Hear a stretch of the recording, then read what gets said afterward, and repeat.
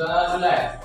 Bismillahirrahmanirrahim. Dan berikanlah aku pemahaman yang baik. Alhamdulillah kita sudah siap berdoa. Ini ada yang tidak hadir hari ini. Siapa? Rizky Mukadas, kenapa Rizky? Sakit. Kita doakan semoga rezekinya cepat Amin. dan besok bisa kembali lagi ke sekolah bersama kita untuk Amin. belajar bersama-sama. Dan coba dilihat di sekitaran tempat duduk, di samping meja dan di bangku ada sampah. Bersih. Bajunya sudah rapi? Sudah. Kalau sudah, berarti kita sudah siap untuk Belajar. Nah sekarang sebagai rasa cinta kita kepada tanah air, kita akan menyanyikan sebuah lagu wajib. Tolong Anissa dipimpinkan lagunya.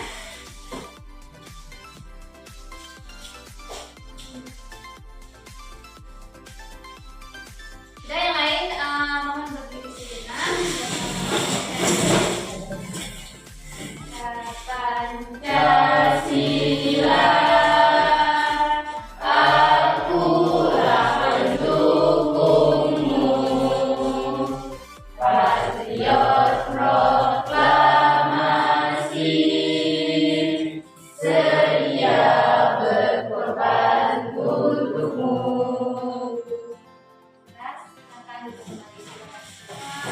Jadi hari ini kita akan mulai dengan pembelajaran baru yang berjudul Sejarah dan Peran Tokoh Ulama Penyebar Ajaran Islam di Indonesia. Minggu kemarin kita sudah mempelajari materi tentang larangan pergaulan bebas. Ada yang masih ingat pembelajaran minggu kemarin? Siapa yang mau menjelaskan kembali tentang pergaulan bebas? Ya Bu. Ya silakan Edila. Pergaulan bebas adalah suatu perbuatan atau tindakan yang dilarang dalam norma kesusilaan dan norma agama. Ya, terima kasih kepada Edila. Nah, itu merupakan pengertian dari pergaulan bebas yang sudah kita pelajari minggu kemarin. Nah, alhamdulillah masih ingat. Nah, jadi untuk hari ini kita langsung memasuki ke pembahasan baru yang berjudul Sejarah dan Peran Tokoh Ulama Penyebar Ajaran Islam di Indonesia. Nah, jadi sebelum kita memasuki ke dalam pembahasan baru, sekarang ibu tanyakan dulu, pernah kalian mendengar sejarah masuknya agama Islam ke Indonesia? Apa yang kalian ketahui tentang sejarah ini? Sejarah masuknya Islam ke Indonesia? Perdagangan. Nah, apa itu perdagangan? Jadi Islam masuk ke Indonesia melalui jalur perdagangan. Selain itu ada yang masih ingat? Seni. Ya, nah itu merupakan cara ataupun metode penyebaran agama Islam di Indonesia. Nah, jadi sebelum kita membahas dulu permasalahan kita pada hari ini ataupun pokok pembelajaran pada hari ini, kita lihat dulu tujuan pembelajaran. Nah, coba diperhatikan, tujuan pembelajaran kita pada hari ini adalah peserta didik mampu menjelaskan sejarah dan peran tokoh ulama penyebar ajaran Islam di Indonesia dengan baik dan benar. Itu tujuan yang pertama. Tujuan yang kedua, peserta didik mampu menganalisis sejarah dan peran tokoh ulama penyebar ajaran Islam dengan baik dan benar. Nah, jadi sesudah kita mempelajari materi ini nanti diharapkan siswa-siswi yang ada di depan ibu semuanya mampu untuk menjelaskan dan menganalisis sejarah tentang masuknya agama Islam ke Indonesia. Nah, sebelum kita lanjut, sekarang kita akan pretest dulu ataupun tes diagnostiknya dulu. Silahkan dikeluarkan handphonenya, ibu kirimkan linknya, silahkan dikerjakan. Waktunya 5 menit ya. Silahkan dikerjakan link yang sudah ibu bagikan.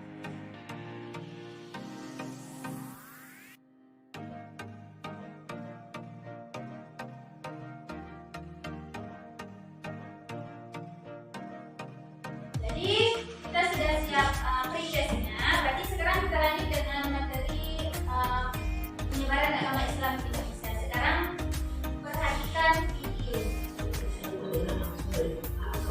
Yang terjadi pada umat Islam kecil atau anggota Indonesia baik dalam Kan kita sudah menonton video tentang sejarah masuknya ajaran Islam ke Indonesia. Jadi sekarang kita tanyakan dulu, informasi apa yang bisa didapati dari video tadi? Mengetahui dari masuknya agama Islam. Ya, terima kasih Anissa sudah banyak menjawabnya. Ada lagi informasi yang bisa didapatkan? Mengetahui saudara-saudara Jawati yang betul. Ya, terima kasih sudah belajar. Ada lagi yang tahu tentang informasi apa yang didapatkan dari video tadi? Ya, Bu. Apa? Ya, terima kasih semuanya. Karena kan sudah menjawab dengan bagus. Jadi itulah informasi-informasi yang bisa didapati dari video tayangan yang sudah Ibu tampilkan.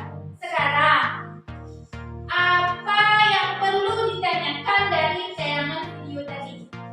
Nah, silakan bertanya. Karena kan ini pembelajaran kita masih berbentuk PBL, menyelesaikan permasalahan. Jadi silakan bertanya, nanti bisa sama-sama kita menyelesaikan dalam kelompok. Silakan ditanya. Ya, silakan Eva bertanya.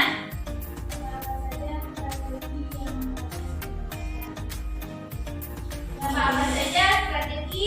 Nah, berarti ini pertanyaannya strategi penyebaran ajaran Islam.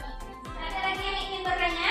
Ya, Bu. Ya, silakan Angela. Mengapa agama Islam itu bisa langsung diterima oleh penduduk Indonesia? Ya, pertanyaannya sangat bagus. Jadi, ini ada 4 pertanyaan yang sudah ditanyakan oleh kawan-kawan tadi. Untuk menjawab permasalahan ini, maka Ibu akan bagikan kalian kelompok. Kelompoknya masih seperti kelompok yang sudah Ibu bagi kemarin. Jadi, silakan duduk berdasarkan kelompok.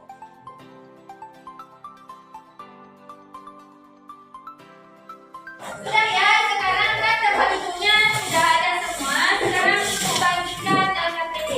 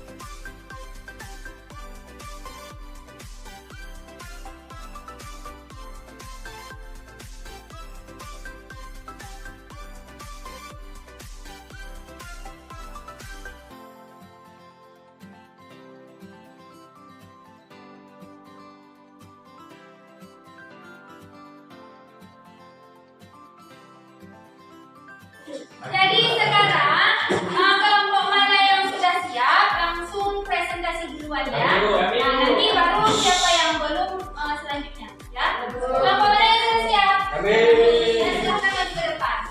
Kelompok 1 ya. Ya. Assalamualaikum warahmatullahi Silakan wabarakatuh. Waalaikumsalam warahmatullahi wabarakatuh. Akan mempresentasikan lembar kerja kelompok kami dengan materi sejarah dan peran tokoh ulama penyebar ajaran Islam di Indonesia. Langsung saja ke orientasi masalah, yaitu kami akan menjawab pertanyaan yang telah dipaparkan di papan tulis. Untuk soalan pertama akan saya sendiri, yaitu 1. Strategi penyebaran ajaran Islam di Indonesia. Jawabannya yaitu yang pertama dengan perdagangan, perkawinan, pendidikan, kesenian, politik, dan tasawuf. Selanjutnya soal yang kedua akan dijawab oleh Fadlizon. Ada pertanyaannya?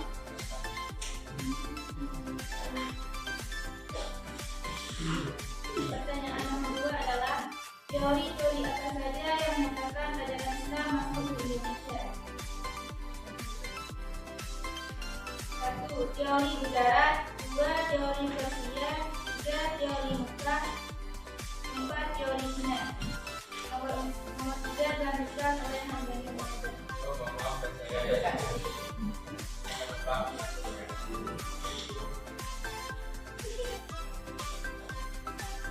Oke, pertanyaan nomor 3 yaitu siapa saja ulama yang menyebarkan agama Islam di Indonesia? Jawabannya yaitu yang pertama Syekh Nawawi Al-Bantani, yang kedua Syekh Ahmad Hasib, yang ketiga Syekh Abdul Rauf As-Singkili, yang keempat Syekh Nuruddin Ar-Raniri, yang kelima Syekh Sulaiman Al-Masuri, yang keenam Syekh Muhammad Arsyad Al-Banjari.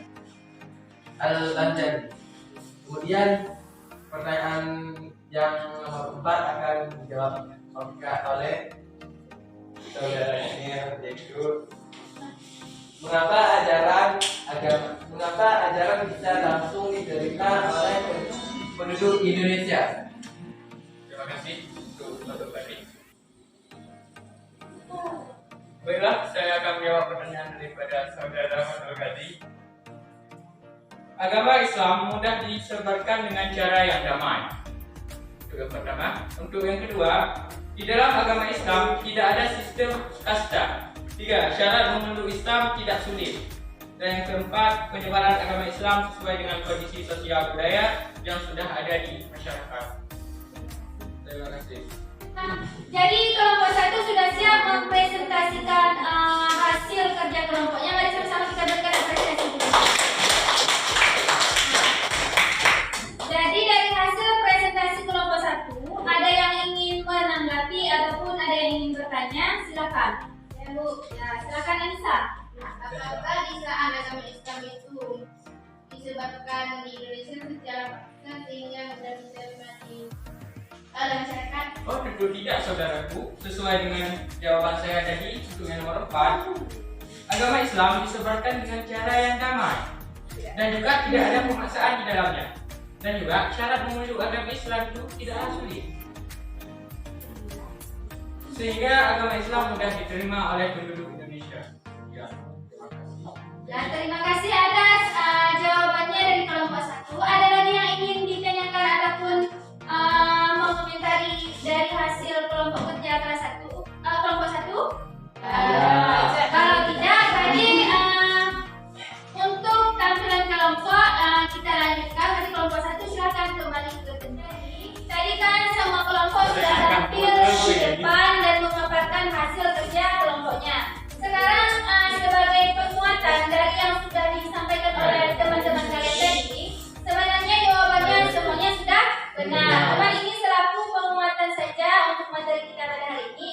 Ibu akan menambah sedikit lagi tentang teori-teori tentang masuknya agama Islam ke Indonesia.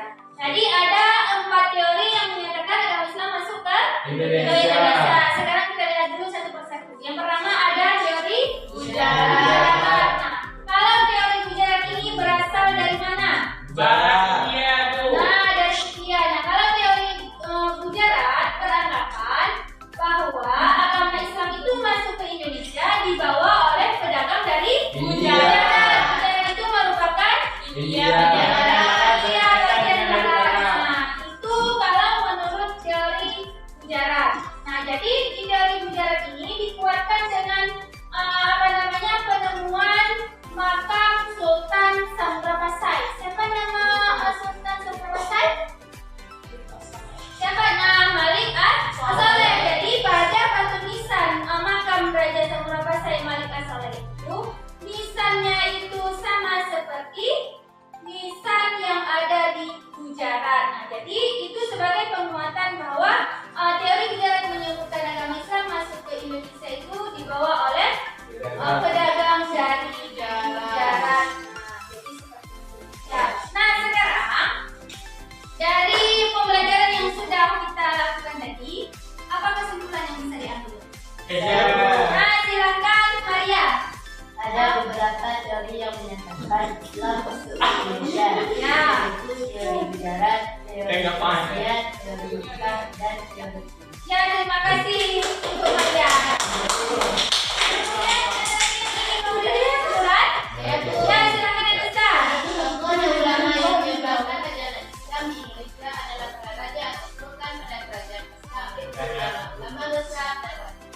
Ya, terima kasih. Sekarang semuanya sudah selesai. Ibu akan tanyakan refleksinya. Jadi dari refleksi pembelajaran kita pada hari ini, bagaimana pembelajaran hari ini? Senang? Apa yang kalian dapatkan dari pembelajaran hari ini? Saya Bu, Ya, silakan Kadri. saya dapat mengetahui teori bahasanya yang menyatakan ajaran Islam di Indonesia. Salah satunya yaitu teori sejarah, teori Cina, teori bukan, teori Arab, dan teori sosial. Ya, terima kasih. Sekarang siapa lagi yang ingin menjawab apa yang bisa didapatkan dari materi hari ini? Nah, silakan Bang Daniel. Kita bisa tahu ulama-ulama penyebar ajaran Islam Indonesia, yaitu Syekh Darul Al-Bantani, Syekh Ahmad Khatib, Syekh Abdul Rauf As-Sifili. Dan terima kasih untuk Bang Daniel. Nah, apa lagi yang bisa didapatkan dari materi hari ini? Saya Bu Ya, silakan Elila. terdapat mengetahui strategi penyebaran agama Islam di Indonesia, yaitu melalui perdagangan, perkawinan, hubungan sosial, pendidikan, politik dan tasawuf. Ya, terima kasih. Nah, jadi ada nggak, apakah ada hambatan tentang materi kita hari ini? Tidak. Tidak, alhamdulillah. Nah, sekarang keluarkan HP-nya, kita akan tes formatif. Nah, dilihat ya di grup kelas kita sudah ibu kirimkan link mengerjakan soalnya, silahkan dikerjakan. Waktunya 5 menit ya dari sekarang. Silahkan dikerjakan.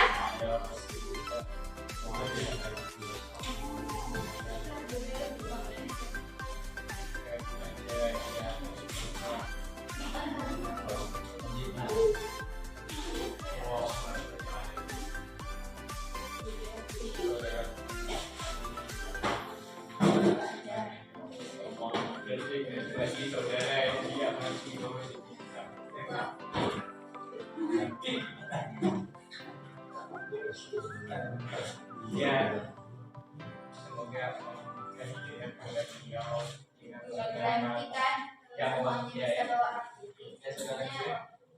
Diulang lagi. Berarti bisa diukur.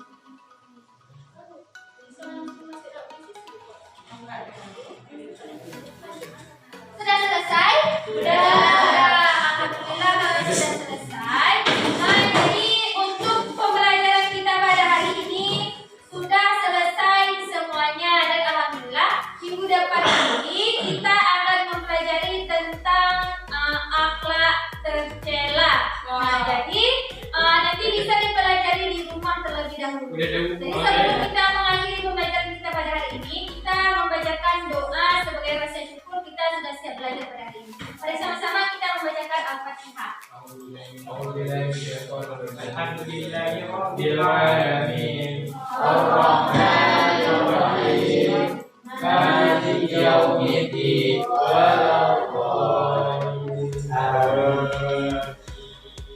Alhamdulillah semua pembelajaran kita pada hari ini sudah selesai. Nanti pulangnya hati-hati jalan ya. Amin.